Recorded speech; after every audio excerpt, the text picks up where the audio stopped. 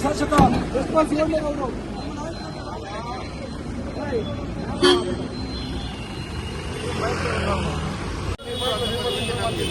ಮತ್ತೆ ಅಲ್ಲಿ ಸೇರಿದ್ದಾರೆ.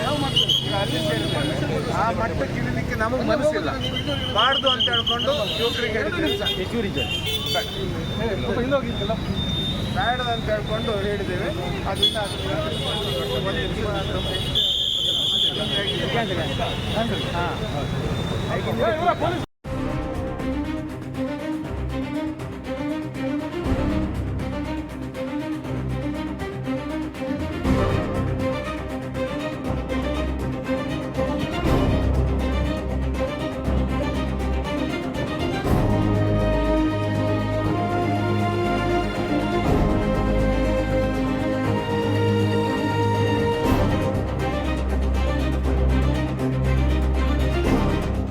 ಶಾಸಕ ಯಶ್ಪಾಲ್ ಸುವರ್ಣ ಅವರು ರಾಹುಲ್ ಗಾಂಧಿ ಕುರಿತು ನೀಡಿದ ಹೇಳಿಕೆಯನ್ನು ವಿರೋಧಿಸಿ ಶಾಸಕರ ಕಚೇರಿಗೆ ಮುತ್ತಿಗೆ ಹಾಕಲು ಮುಂದಾದ ಯುವ ಕಾಂಗ್ರೆಸ್ ಕಾರ್ಯಕರ್ತರನ್ನು ಪೊಲೀಸರು ನಗರದ ಜೋಡುಕಟ್ಟೆಯ ಬಳಿ ವಶಕ್ಕೆ ಪಡೆದರು. ದ್ವೇಷ ಭಾಷಣವನ್ನು ಖಂಡಿಸಿ ಶಾಸಕರ ಕಚೇರಿಗೆ ಮುತ್ತಿಗೆ ಹಾಕುವುದಾಗಿ ಯುವ ಕಾಂಗ್ರೆಸ್ ಘೋಷಿಸಿತ್ತು.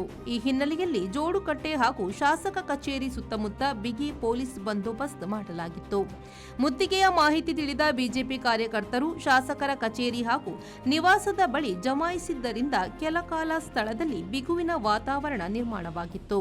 ಸ್ಥಳಕ್ಕೆ ಆಗಮಿಸಿದ ಯುವ ಕಾಂಗ್ರೆಸ್ ಕಾರ್ಯಕರ್ತರು ಶಾಸಕ ಯಶ್ಪಾಲ್ ಸುವರ್ಣ ವಿರುದ್ಧ ಘೋಷಣೆಗಳನ್ನು ಕೂಗಿ ಪ್ರತಿಭಟನೆ ನಡೆಸಿದರು. ಬಳಿಕ ಕಾಂಗ್ರೆಸ್ ಮುಖಂಡರ ಸೂಚನೆಯ ಮೇರೆಗೆ ಕಚೇರಿಗೆ ಮುತ್ತಿಗೆ ಹಾಕುವ ನಿರ್ಧಾರದಿಂದ ಹಿಂದೆ ಸರಿದರು.